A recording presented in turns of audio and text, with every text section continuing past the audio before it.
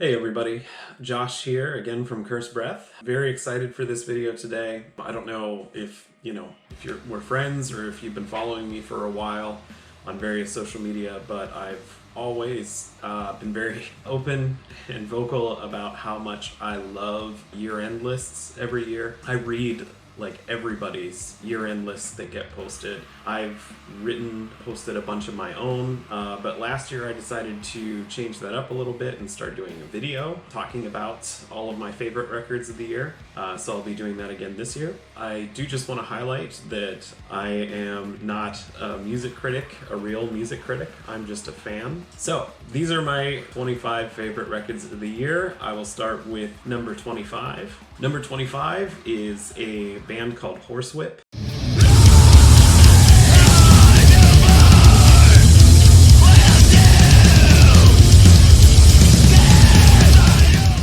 I had never heard of this band until I clicked the promo for this album back in like August or September. But this album is a great example of the new school of aggressive, chaotic, noisy hardcore that like I grew up on in the late 90s, early 2000s. If you look at the whole group, there's a whole group that's doing this. You could put this band easily in with this group of like Yashira, Fond Limbs, See You Space Cowboy, and bands like that. While there are a lot of bands that are doing that over the last couple of years, I didn't get enough of like this type of metalcore sound back in the late 90s, early 2000s. And if I didn't get enough of it back then I'm certainly not even close to having my fill of it now. So I'm still very excited when there's a new band that's making music with this sound. And for Horsewhip, like obviously it's natural to compare bands like this to the sound that they're mimicking or that they're drawing from. But with Horsewhip, I could say if this album had come out in 2004, it would have been in my top 5 records of that year. Definitely Horsewhip hold their own with like the greats and giants of the genre. So with that, let's continue our descent down this list. Number 24 is Vile Creature.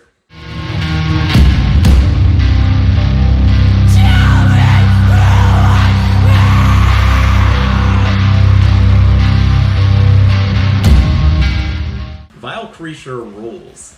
This is a band that has been blowing up over the last few years, and they more than deserve all the praise that they've gotten.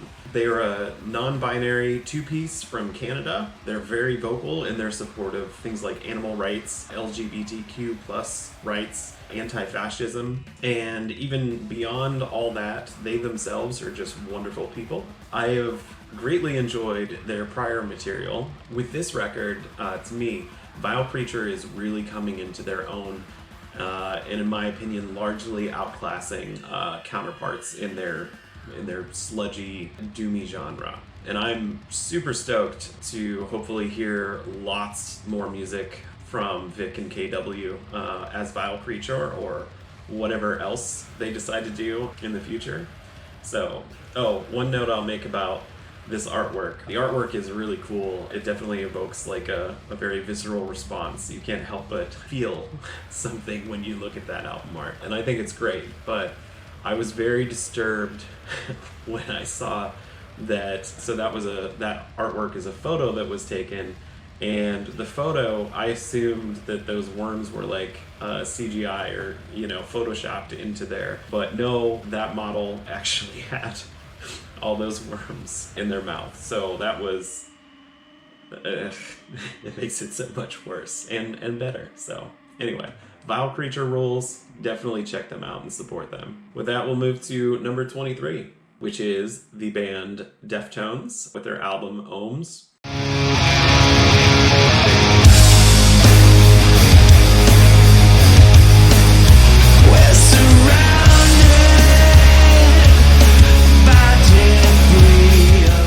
Man, I love the Deftones. White Pony is still my favorite record of theirs and one of my favorite records of all time. So one of the things that keeps me very much a fan of the Deftones is that they continue to create new and exciting albums. They incorporate sounds from all their prior releases where they're just building and growing upon those sounds. So Ohms is great, it grabbed me immediately, but it will probably take me like another 5 years of listening to Ohms before I really understand exactly what it means to me and where I would put it against their fantastic decade-spanning discography. So for now, it's my 23rd favorite record of the year, but 5 years from now, who knows? All right, with that, we go to number 22.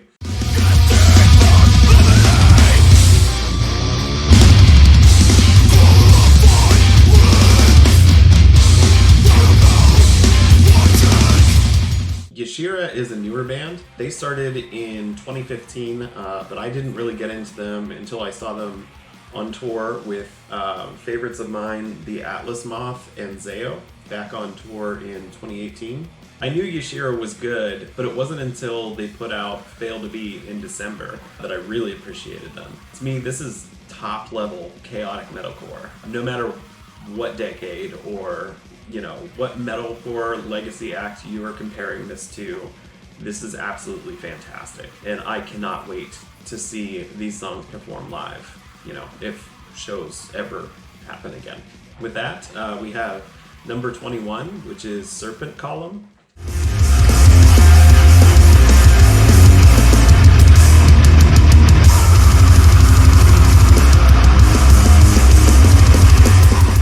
Serpent Column has been steadily gaining traction in the last few years, thanks in part, I think, to an association with Fallen Empire and Mystis Chaos, as well as a very aggressive release schedule.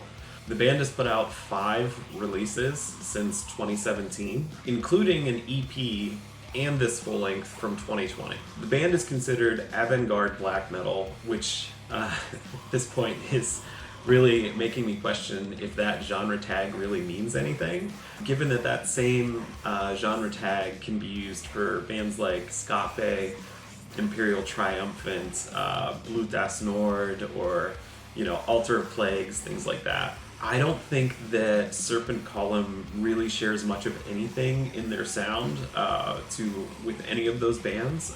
Serpent Column to me is much more straightforward and traditional than any of those other bands' material.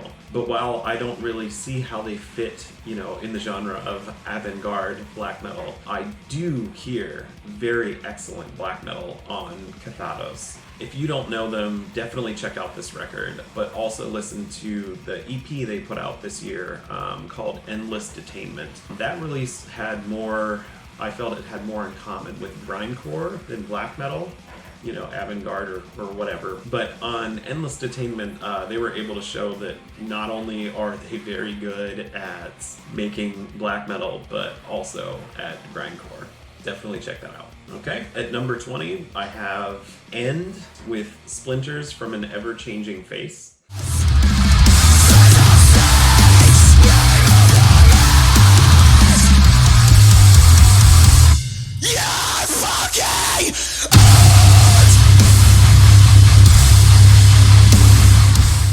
This record is fantastic. The end. No, but really, this band excels at making the most moshable and aggressive metalcore with absolutely no filler, no pomp. Obviously, this sound that's very trimmed down or honed in can only come from veterans, which this band is made up of members of Misery Signals, Shah-Hulud, Counterparts, Fit for an Autopsy, Reign Supreme. Obviously, these guys have been doing it for a long time. It makes sense that they would be so good at this. But these guys absolutely know what they're doing. They're focusing on only what will bludgeon their audience as efficiently as possible. I did question including this release on my list due to the label that put this out. It was Closed Casket Activities. Closed Casket has been signing a lot of great up-and-coming artists recently, but one band that they signed named Raw Hex turns me off of supporting Closed Casket. Raw Hex's 3 members that were in the band Young and in the Way.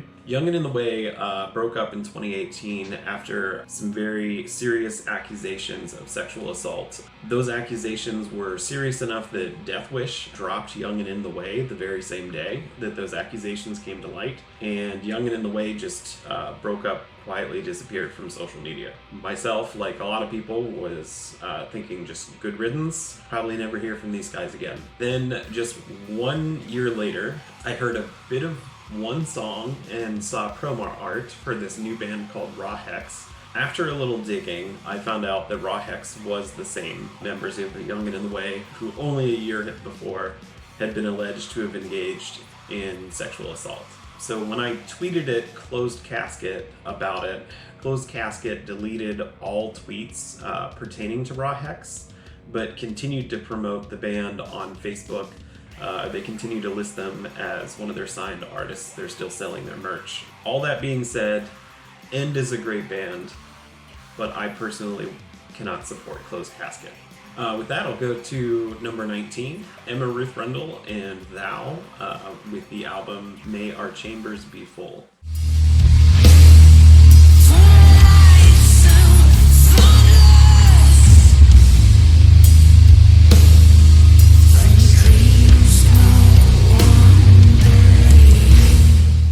That was a good band. I've liked them for years. I like them more live than on record. The band is ridiculously active. I think according to Metal Archives, they have something like 51 releases that they've put out since 2005, which is insane.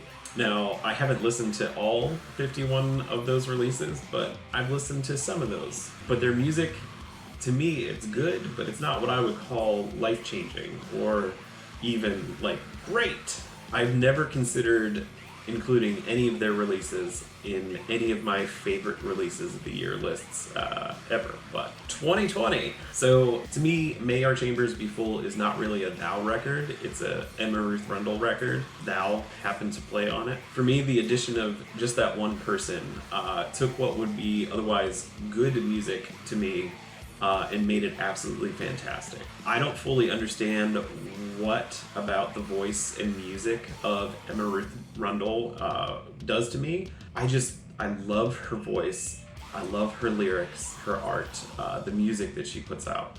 Her music just cuts me immediately to my soul, no matter how quiet or subdued that song may be. Hearing Emma Ruth Rundle with a good, heavy band just hits the spot so hard. This is a great record. This is art. I want so much more Emma Ruth Rundle, please. Okay, and with that, I will move to number 18, which is Heretical Sect from Gilead Media.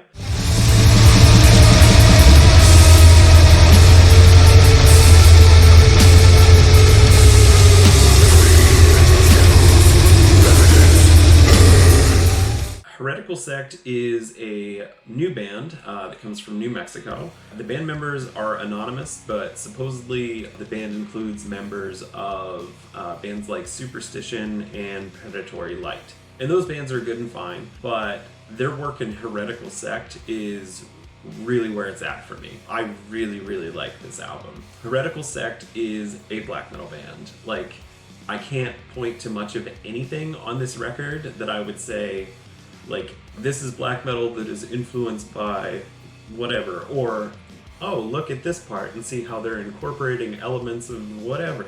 This is a black metal record, a very heavy black metal record. It's so good. There's not even much for me to point at to really talk about with it, or to try to justify its placement in my favorite records of the year. It's not that it's that different from any of the other hundreds of black metal records that I listened to in 2020. It's just that this one seems very focused on excellent songwriting, musicianship, and production. I very much would like to hear more from this band. If you like your metal black, you will love this record. With that, I will move to number 17, which is the band Drown, with the album Subaqueous.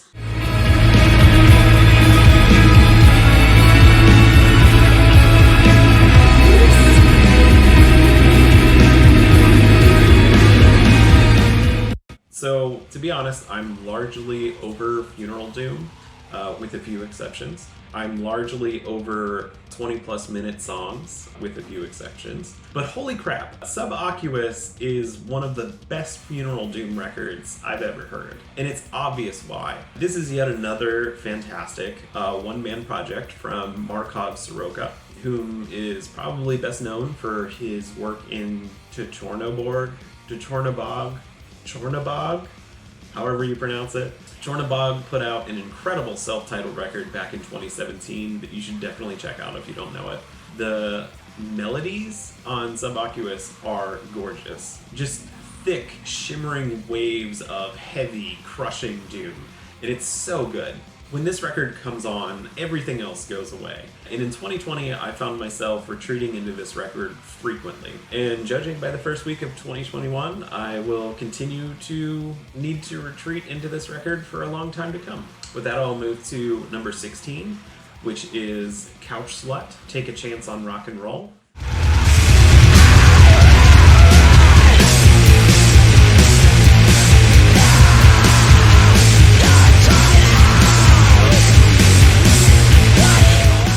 I've already done a whole video on my channel about this record. Just know that Couch Slut rules. Megan is one of my favorite vocalists of any genre, so if you're curious what more I have to say about it, you can go watch the video that I did just about this album. But go ahead, take a chance on rock and roll. Okay, and with that, we have number 15, which is Cosmovore, Into the Necrosphere.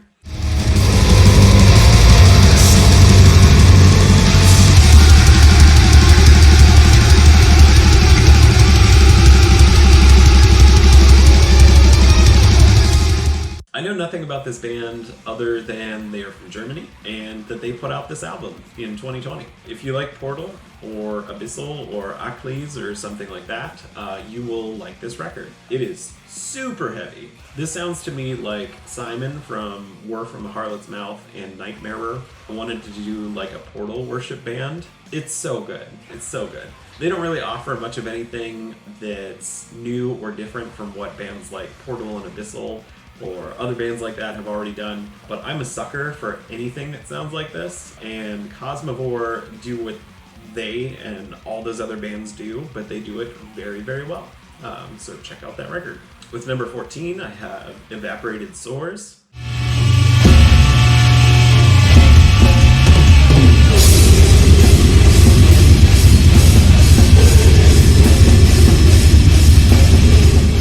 So here's another new band. I again don't really know anything about them, but Metal Archive says that one of the members is in like 100 bands, and I've never heard of any of them. So there's seriously like 100, and I've seriously never heard of a single one. But all I know is Evaporated Sores is incredible. This is death doom with added layers of like industrial filth. This reminds me of Stomach Earth mixed with like Puron and like some nasty atonal death metal. This record is nasty, it's vile, and it's amazing. With that, I will go to number 13, which is Greg Puciato, Child Soldier, Creator of God.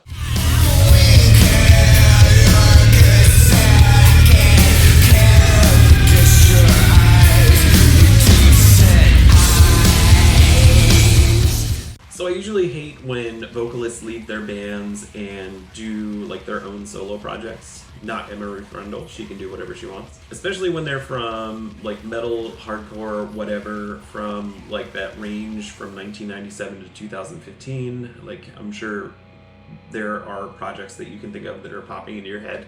So while I'm not usually inclined to enjoy most of that stuff, because most of it's hot trash, Greg Puciato has shown for decades that he is extremely versatile and masterful. Everything he touches is good. So I was slightly hesitant over how excited I was whenever this project got announced. And maybe I just missed the Dillinger escape plan a lot, or Greg's involvement with Spylocopa, but man, this record is great. Greg showcases all of his versatility, using the full range of vocal and songwriting styles. Like there's soothing ambient pop, there's danceable electronica, there's nauseating harsh noise, there's industrial that's so good that anyone but Trent Reznor cannot stand against it. There's parts that are aggressive or sludgy. The whole record sounds massive, and it's beautiful, it's haunting. It's everything that I hoped it could be. It's very, very well done. And honestly, I shouldn't be surprised. Sorry that I slightly doubted you, Mr. Puciato. I stand. And with number 12, we have Selbst.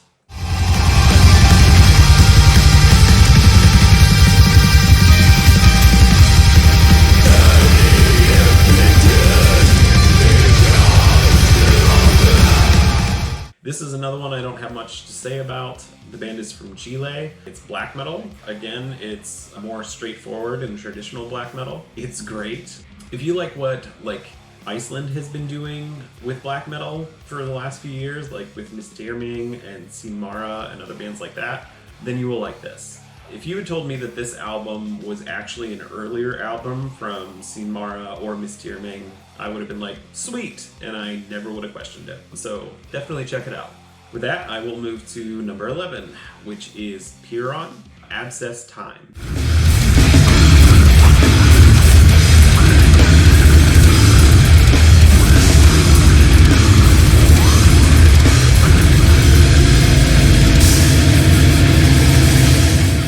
Piron is another band who occupies a space in extreme music with no real contemporaries.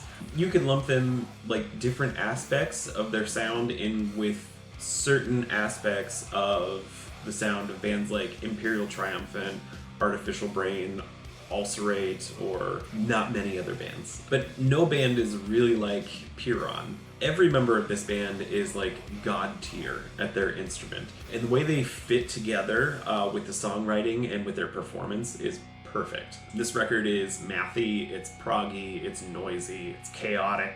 It has death and grind and noise rock. It's fantastic. Get after it. Alright friends, this video got a little longer than I intended, so I'm going to cut it off here with my list of 25 through 11 favorite albums of 2020, and then I will post this and then work on my list of my top 10 favorite albums of 2020 in a second video. So thank you for watching. Keep your eye out for the next one.